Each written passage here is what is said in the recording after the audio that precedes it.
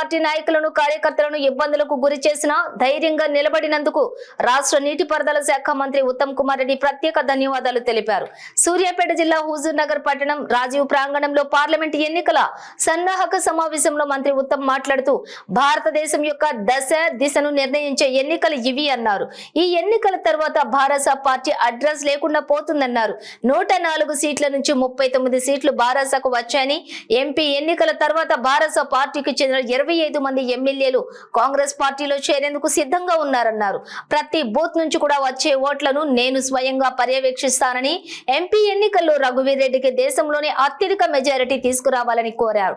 CPI party parliament ఎన్నికల్లో మద్దతు ఇస్తున్నందుకు ధన్యవాదాలు తెలిపారు. ఈ కార్యక్రమంలోని కాంగ్రెస్ పార్టీ నల్లగొండ ఎంపీ అభ్యర్థి కుందూరు రఘువీర్ రెడ్డి, కోదాడ శాసన సభ్యురాలు నలమాద పద్మావతి రెడ్డి, మిర్యాలగూడ ఎమ్మెల్యే బత్తుల లక్ష్మారెడ్డి, మాజీ మంత్రి కుందూరు జానారెడ్డి, కోదాడ మాజీ ఎమ్మెల్యే వేనేపల్లి చంద్రరావు పాల్గొన్నారు. కాంగ్రెస్ కుటుంబ సభ్యులందరికీ మరోమారు మాటిస్తున్నా, ఇప్పుడు ఎలక్షన్ కోడ్ ఉంది. ఇప్పుడు ఏ పనులు చేపట్టలేము, ఏ పనులు మంజూరు చేయలేము. మీరు అడిగిన వాటిలో ఎక్కువ శాతం మంజూరు చేసినాం. నేను మాట ఇచ్చి ఏమన్నా మిగిలిపోయి ఉంటే ఎలక్షన్స్ పూర్తి కాగానే నాకు తెలియజేయాల్సిందిగా తప్పనిసరిగా నేను ఇచ్చిన మాట నిలబెట్టుకుంటానని చెప్పి నేను మనం చేస్తున్నా. జానారెడ్డి గారు, చంద్రరావు గారు అందరూ చాలా, సాంశివరావు గారు చాలా అనుభవజ్ఞులు. ఇప్పుడు తెలంగాణలో కాంగ్రెస్ ప్రభుత్వంలో ముఖ్యమంత్రిగా రేవంత్ రెడ్డి గారు, ఉప ముఖ్యమంత్రిగా బట్టి విక్రమార్క గారు, మేము 11 మంది టీం వర్క్ తో, కలెక్టివ్ ఎఫర్ట్ తో ముందుకు పోతున్నాము. ఒక క్రికెట్ టీం లాగా, ఒక మంచి క్రికెట్ టీం లాగా టీం వర్క్ తో ముందుకు పోతున్నాం. రాష్ట్రానికి, రాష్ట్ర ప్రజలకి మేలు చేయడానికి ముందుకు పోతున్నాము. అసలు ఎందుకు ఈ టీఆర్ఎస్ వాళ్ళు, బీజేపీ వాళ్ళు చిల్లర మాటలు మాట్లాడుతున్నారో అర్థం కాని విషయంగా ఉంది. రోజుకో మాట మాట్లాడతారు. కృష్ణానది జలాలట మేమేదో చేయలేదట. అసలు సిగ్గుశరం ఉండాలి. 1,00,000 కోట్లు ఖర్చు పెట్టి కేసీఆర్ మా అందరి జీవితాలు తాకట్టు పెట్టి కాళేశ్వరం ప్రాజెక్ట్ కి 1,00,000 కోట్లు ఖర్చు పెడితే కుప్ప ఊరిపోయింది. ఆయన టైంలో ఊరిపోయింది. అవునా కదా? జోష్తో వినాలి. మీరు కొంచెం సలగైపోయారు. 1,00,000 కోట్లతో కాళేశ్వరం ప్రాజెక్టు ఆయన కడితే ఆయన ఏమోనే కూలిపోయింది. అసలు నిజంగా వాళ్ళకి సిగ్గుందా, లచ్చుందా? వీడికి వచ్చి ఇదే గ్రౌండ్ అనుకుంటా కేసీఆర్ ఎలక్షన్ మాట్లాడతాడు. నాగార్జున సాగర్ డ్యామ్ ఈడ కట్టాల్సిందే, ఈ కాంగ్రెస్ వాళ్ళకి తెలియలేదు. ఆడ కట్టిన నాగార్జున సాగర్ డ్యాము 60 ఏళ్ల క్రితం కట్టిన నాగార్జున సాగర్ డ్యామ్ ఏమో నీళ్లు వస్తున్నాయి. ఇప్పటికి కూడా 4 ఏళ్ల క్రితం కాళేశ్వరం కూలిపోయింది. ఆ కూలిపోయిన డ్యామ్ కట్టిన మనకు సలహా ఇస్తాడు. ఎట్లా నడపాలి, ఏడికెళ్ళి నిలుచుకపోవాలి, ఏం నిలుచుకొని. మీ ఉచిత సలహాలు అవసరం లేదు. కేసీఆర్ గారు, జగదీష్ రెడ్డి గారు, మీ ఉచిత సలహాలు అవసరం లేదు. మేము రాష్ట్రాన్ని చాలా సమర్థవంతంగా నడిపిస్తున్నాము. రాష్ట్ర ప్రజలకి మేలు చేసే విధంగా ముందుకు తీసుకెళ్తాము. సాగునీరు విషయంలో, త్రాగునీరు విషయంలో, విద్యుత్ విషయంలో మేము టీం వర్క్ తో రాష్ట్ర ప్రజలకి మేలు జరిగే విధంగా ముందుకు తీసుకుపోతామని చెప్పి నేను మనం చేస్తున్నా. ఈ చిల్లర మాటలు, ఈ పిచ్చి పిచ్చి మాటలు మానేమని చెప్పి కోరుతున్నా.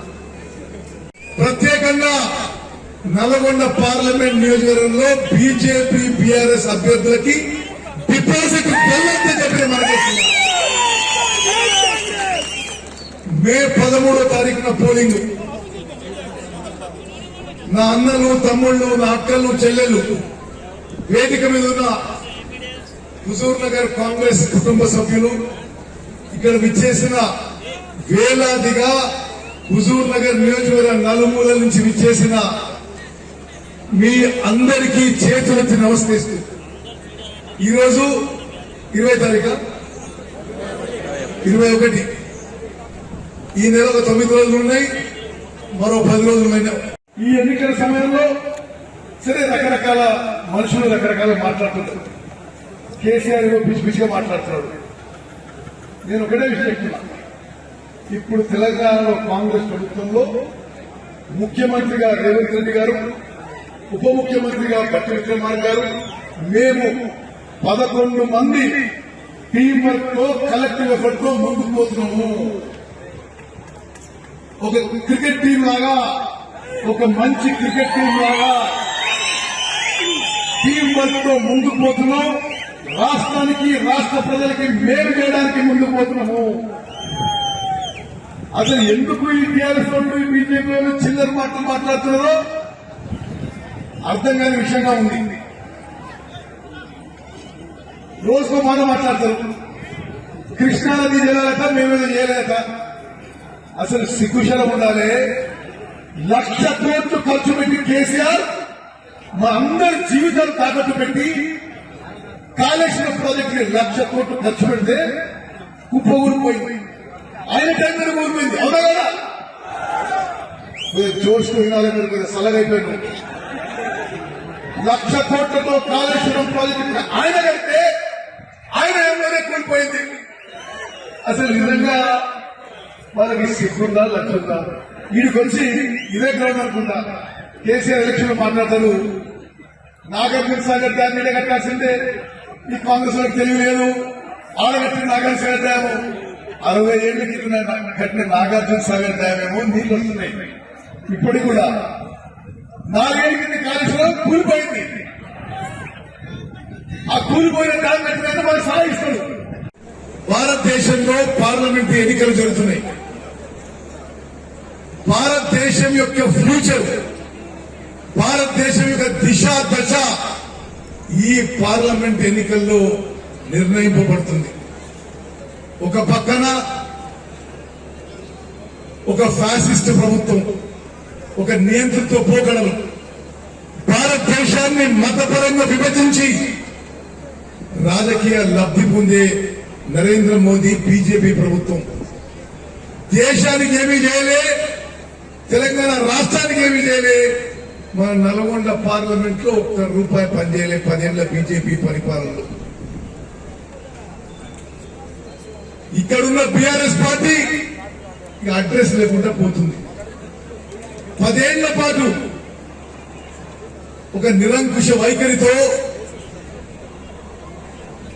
ఒక పొగరుబోతనంతో, అధికార దుర్వినియోగంతో, ఒక దోపిడీ విధానంతో 4 నెలల క్రితం ప్రజల ముందుకు వస్తే తెలంగాణ ప్రజలు తగిన శాస్తి చెప్పింది. 104 నుంచి 39 ఎమ్మెల్యేలకు సంఖ్య పడ్డది. ఆ 39లో 20-25 మంది కాంగ్రెస్ పార్టీ చేరబోతున్నారు.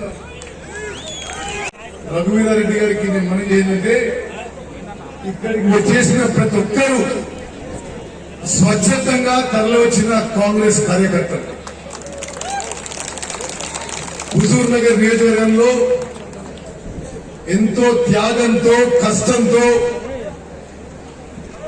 మీ రక్తం, మీ చెమట వల్ల తెలంగాణలో కాంగ్రెస్ పార్టీ, అదేవిధంగా హుజూర్ నగర్ లో కాంగ్రెస్ పార్టీ జెండా మీరు ఎగరేసింది.